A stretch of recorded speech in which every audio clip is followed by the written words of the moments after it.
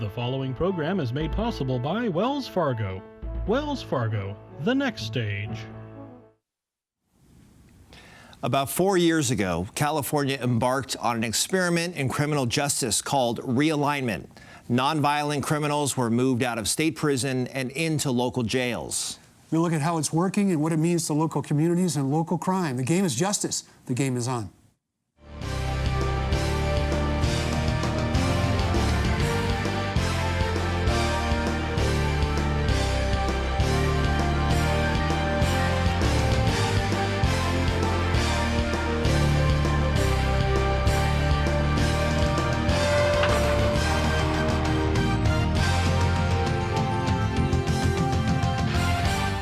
Welcome to the game. I'm Kevin Mullen. And I'm Mark Simon. Faced with federal lawsuits that California reduced its prison population, in 2011 the state began a program called Realignment. Convicted nonviolent criminals who would have served their sentence entirely in prison were sent to local jails, and usually their sentences were reduced dramatically. When they have done their time, these offenders are being released into local communities. Is it a coincidence that some key crime statistics in San Mateo County have gone up since this program began? 2 years ago, we interviewed the DA, law enforcement, and the presiding judge on what they thought might happen. They're back now to give us an update and to see if some of their concerns have come true.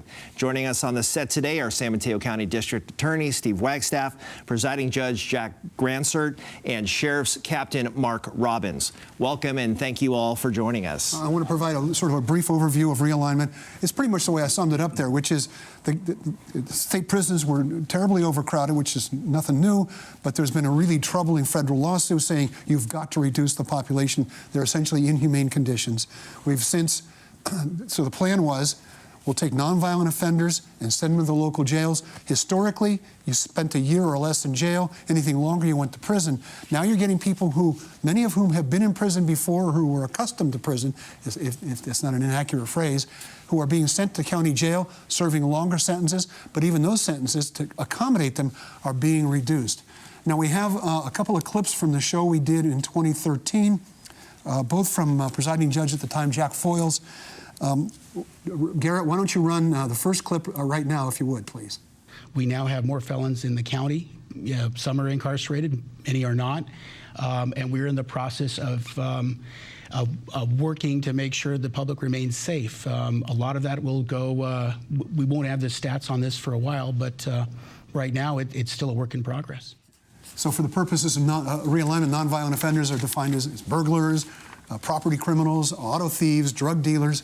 And on that basis, we have yet another clip from Judge Foyles. Garrett, if you could run that now, please. So a person who had 4 prior drug sales convictions, who now gets convicted of his 5th, I would have probably sent to prison for 15 years or some number like that. Now that person is getting a split sentence, not in the state prison, but in the county jail. The county jail was built for incarcerating people for up to a year in the county jail. Most of those folks are being sentenced for somewhere around 5 years, perhaps. They'll do 2.5 and be out. So the cost of doing business for a drug dealer has reduced substantially. So, Steve, that was 2 years ago. On the same show, you said, along with Judge Foyles and a sheriff's captain who's not a captain anymore, that it was still a work in progress. There was a lot that we didn't know about it yet. It was only about a year and a half old at the time. All three of you, but starting with Steve, what's your report card on Realignment? Well, we had something happen during the course of the school year, as it were, and that is I think Realignment was beginning to do a pretty good job of accomplishing our end.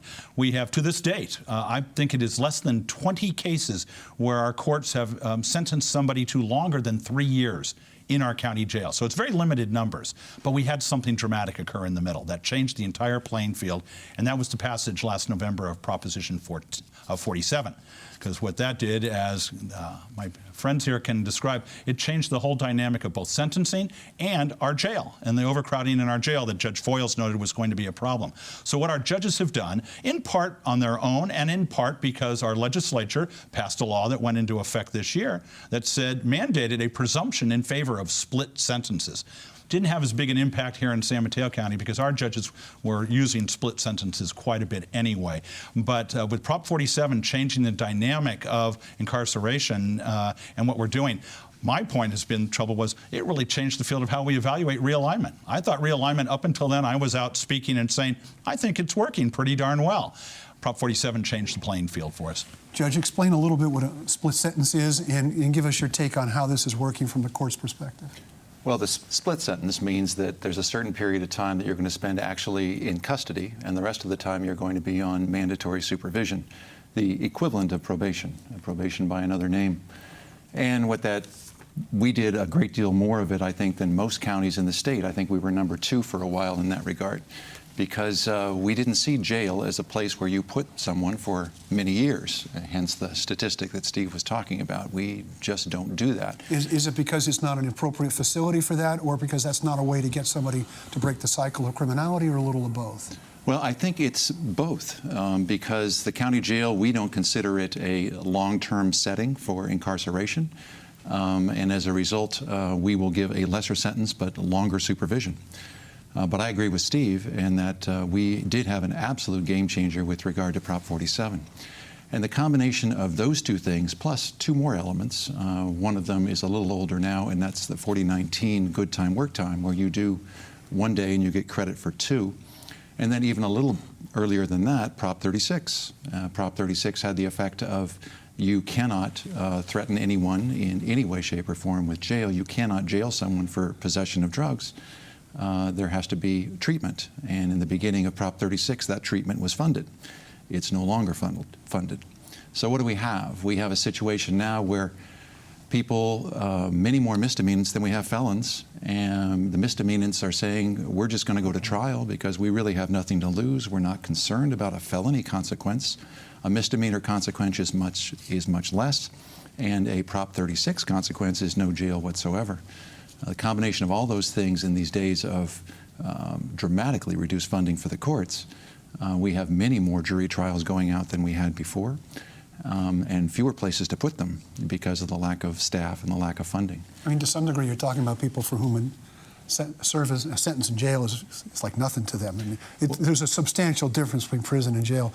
Captain Mark Robbins, on the crime side, have you seen increases in crime? Have you seen, we're releasing people, as Judge Foyle said, felons into our community that we weren't before. Has that had an impact on the work you're doing?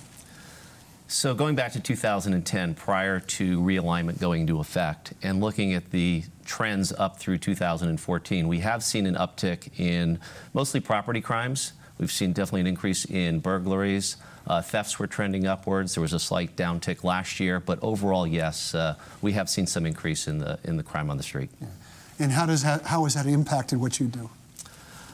Well, obviously, the workload and the impact on the officers is increased because there's just that many more crimes out there to investigate, and so that obviously is going to take away as well from some other proactive activity that the officers can conduct because of the reduced availability of time.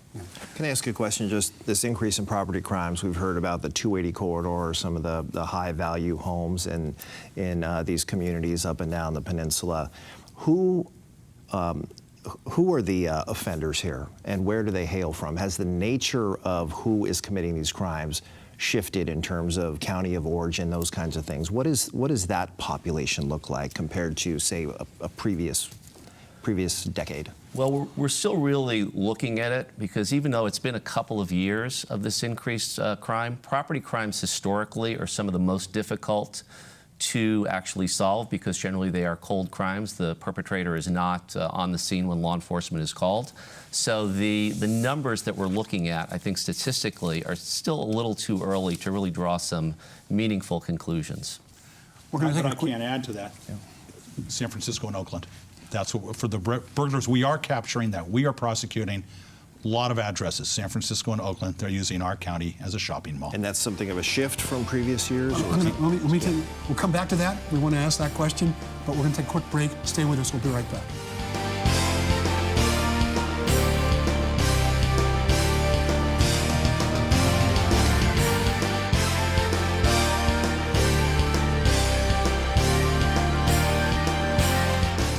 It's been over 150 years since Wells Fargo first opened for business. Since then, we've enjoyed your community support, and we're passionate about returning it. Every day, Wells Fargo team members roll up their sleeves and donate their time to organizations and charitable groups throughout the Bay Area. Nationally, we've committed even more. In just the past 2 years alone, we've donated over $70 million to support schools and educational programs. It's a commitment we're proud of. Wells Fargo, the next stage.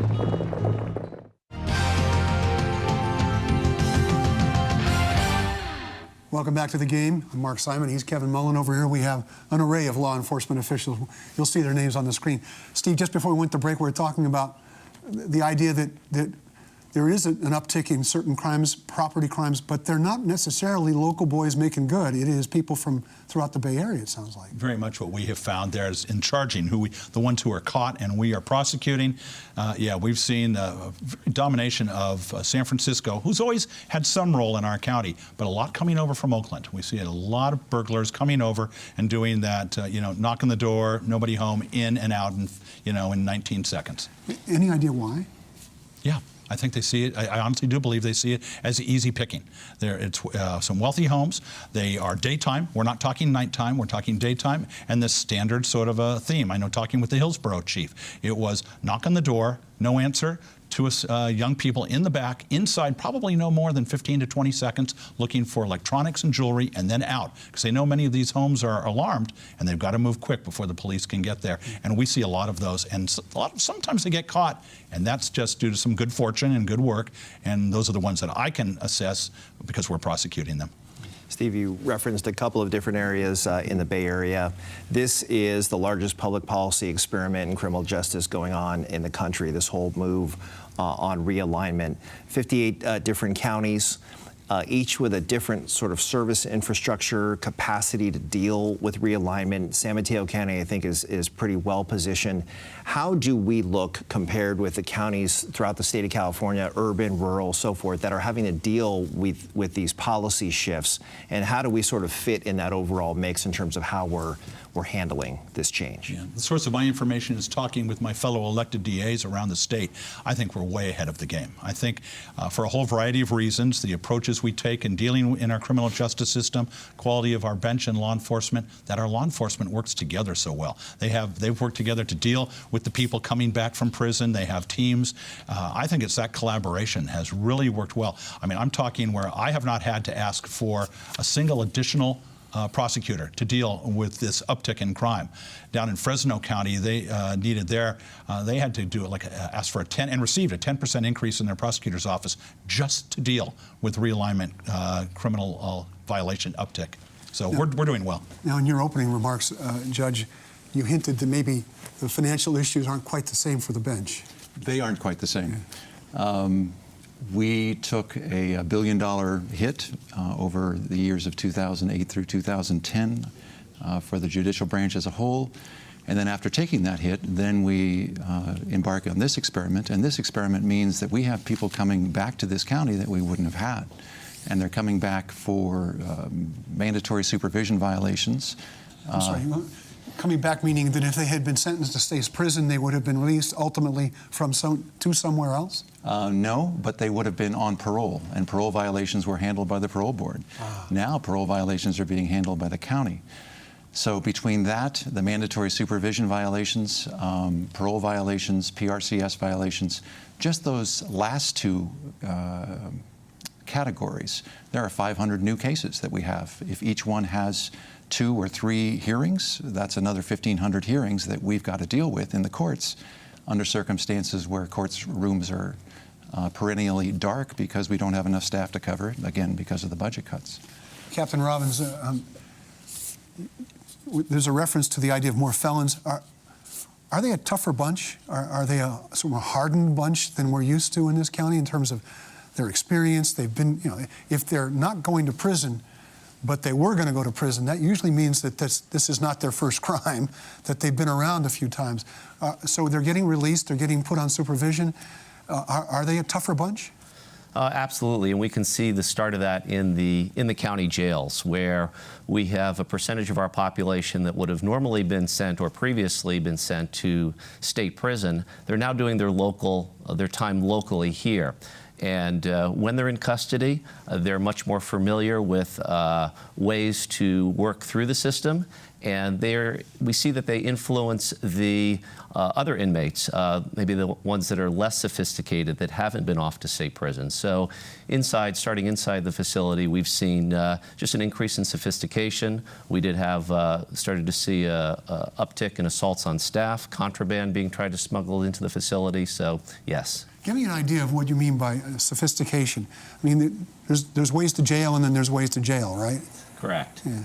So, for example, smuggling of contraband, ways of trying to get drugs into the facility, manufacturing of weapons using just what you would consider something very insignificant like a plastic chair, being able to cut that and fashion a cutting instrument out of it. So these are the type of things that we're seeing inside the facility that the inmates, the state inmates with the sophistication, are able to do inside of the jail setting. So given these additional challenges with this population, how is our service infrastructure handling it? You know, we have the Service League here in Redwood City. You have other organizations attuned with dealing with this population to reduce recidivism and so forth. How are we doing with regard to that piece of the report card in terms of really looking at recidivism rates? And, you know, we have issues with affordable housing and prisoner reentry into the workforce, all sorts of challenges that are confronting the entire state. How are we doing with regard to those issues in San Mateo County? We do a very good job in San Mateo County of dealing with those issues. To expand a little bit on what Mr. Wagstaffe said, with the collaboration of law enforcement, I'll take it one level further. The collaboration that we have with our criminal justice partners, the DA, the court system, probation, Service League, as you mentioned, Service Connect, to help individuals when they're released from county jail, reassimilating into the communities. Service League, just the regular meetings and the partnerships that we've formed here in San Mateo County have really allowed us to intervene and work with the in-custody population. As a result of realignment, we have a series of in-custody case managers, and they start engaging with the individuals while they're still in custody in preparing them for release back into the community. Not just a couple of weeks before they're actually going to be released, but making use of their time while they're in custody. We're going to take another break. Stick around. We'll be right back.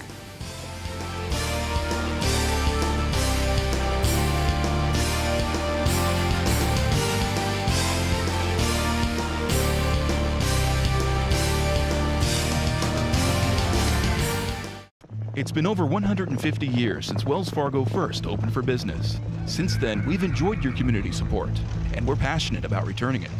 Every day, Wells Fargo team members roll up their sleeves and donate their time to organizations and charitable groups throughout the Bay Area. Nationally, we've committed even more. In just the past 2 years alone, we've donated over $70 million to support schools and educational programs. It's a commitment we're proud of. Wells Fargo, the next stage.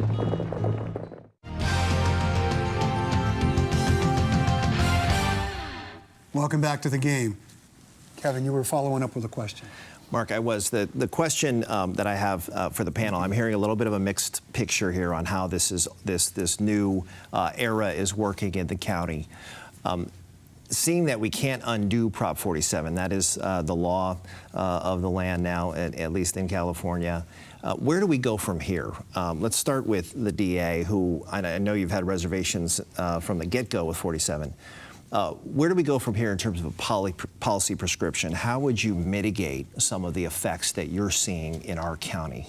You know, not to steal a line from our Attorney General, but we have to be smarter justice here. What we need to do is pinpoint, we're trying to do it in my office, pinpoint the people who really need our attention, need to work with our probation department to say, hey, even if it's a misdemeanor or whatever, we're really going to give intensive supervision and observation of what they are and what they're doing. Because you can pinpoint it down to who that group is. We just need to try and find the time to do it. My office is trying to do it. I know the court would join us in that. if they had the resources. But that's my thought, is we just got to find the right people and then really focus our attention on them, because they're the ones who we're going to see coming back again and again. Judge Grandsaert, 2 years ago, a lot of the conversation was about the opportunity for rehabilitation. In some ways, the prisons were originally thought that they could be a venue for that, but I think a lot of people think that ship has sailed. But I think a lot of people were hoping that this would be a venue where, because you have local access, you have local control, we could do that. Is that happening? Or, you know, Kevin was asking before about the rate of recidivism. How is this working, and where does it go from here? And I don't know that we know yet what kind of recidivist problem we have or improvement we have as a result of 47s, clearly, and even realignment. But I think we're doing the right things in one area, and that is we're having more collaborative courts. And studies have found that the more time that the person has listening to a judge and listening to the other collaborative partners, the less likely it is that they're going to recidivate. But as Steve just mentioned, the fact is that we have a lot more trials. As I mentioned to some Assembly people recently, we have more than 100 trials every Monday morning, and yet resource-wise we have only 3, 4, 5 departments. What are you going to do? Well, one of the things that we have to do is give more resources so that we can get rid of that backlog. That doesn't do anyone any good. And finally, I don't know what we do about the issue that we just don't have the deterrence that we had before. If somebody's facing a felony sentence, they're facing the potential of state prison. That was historically what we had. Now they're facing a misdemeanor, and they're facing possibly a 6-month misdemeanor. They're facing actual 3 months in custody. And who wants to do a 1-year program in terms of rehabilitation if all you have to do is 3 months and you're done? So that's where we have to look at, too. But it appears that even if you're facing a felony conviction, you're not facing 15 years in prison anymore. You're facing maybe 2.5, and that's got to be, I mean, as we were talking about before, some of these guys, that's got to be almost a day at the beach for them. It is, and we talked first about realignment, and that's the felony issue, and the fact that we're not going to give as long a sentence in county jail as we would in state prison. Number one, and number two, though, we switched over to 47. With regard to 47, we're changing from felonies to misdemeanors. And again, even less incentive for someone to opt for a program because they don't necessarily want the supervision. So for someone who's in the business of dealing with the victims of these crimes when they've had their house burglarized, if there's one thing you could change about this, what would it be? It would be the incentives, really. We're seeing with the lower sentences that the courts can give, we see that there isn't the incentive to go, as the judge said, the incentive to go into the programs. And rehabilitation to reduce recidivism is a long-term prospect. It doesn't change overnight, and when somebody's in custody for 3 months, it really doesn't give us a significant amount of time to really intervene in their life with the goal of making some sort of meaningful change. Yeah. Let me open-ended question. Any of you can respond to it. Is our county fundamentally changing now? I mean, it used to be a pretty safe place. People didn't worry about this. Are we having to tell people a lot more now? You've got to take better care of your stuff. You've got to be more mindful. I mean, I leave home I shouldn't say this. I leave home every day. I don't think criminals are watching our show. Our audience is more sophisticated than that. But you leave home every day. You're gone all day because you're at work.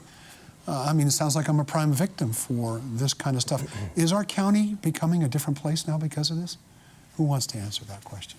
Steve, why don't you try? I will. And the answer is not dramatically. We remain still among the urban counties. We have the second lowest crime rate in the state of California. It's an essentially safe community. Our violent crime is way below anybody else in the urban counties on that line of it. So that's good in terms of that. But in terms of our theft, it's up. You know, I think City of San Mateo police chief made a remark that burglaries are up over 40% in her community. So I think it's what you just said. When it comes to property crime, we, in law enforcement and the courts, we need to do more to stop that, to treat that seriously. It's not just something we have to put up with. And on the other side of it, everybody has to be vigilant. That old line about safe neighborhood, watch yourself, neighborhood watch, those really are meaningful now. What about that, Captain Robbins? What kind of things would you tell people to make their homes safer? Well, we have just an enormous amount of opportunity today with things such as surveillance cameras. We see repeatedly on the news, you know, and that's a wonderful information for law enforcement to use. There's been some tremendous advances in technology, fingerprints, DNA, and those are all going to increase the solvability of these type of property crimes. But I don't think anything gets anything really is better than just good old-fashioned general precautions with your locks, with neighbors, and looking out for one another, keeping your valuables out of sight. Just the basics. Nothing's really changed over time with that. Just what's really changed is the amount of valuable property that's out there. When we look around our homes and in our cars, cell phones and electronic equipment is so incredibly valuable. It's a prime target for somebody to go grab and able to pawn that or sell that and turn a quick dollar. Judge Grandsaert, we've got less than a minute to go, but is it frustrating that when it's time to throw the book at somebody, the book doesn't have quite as much heft as it used to? No, not for many, many cases. There's many cases where I think we can do a lot of good in terms of rehabilitation and changing behavior, and that's a great function of realignment and Prop 47 even. The problem is those who we can't convince that way, those for whom it's just a profit motive, those for whom it is just, as Judge Foyle said, a cost of doing business. They're very hard to rehabilitate. And for those people, you need a little heftier book, or at least the threat of one. Steve Wagstaffe and John Grandsaert, Mark Robbins, thank you so much for being with us, and thank you for being with us. I'm Mark Simon. I'm Kevin Mullen. Thanks for being with us on The Game, and join us next time.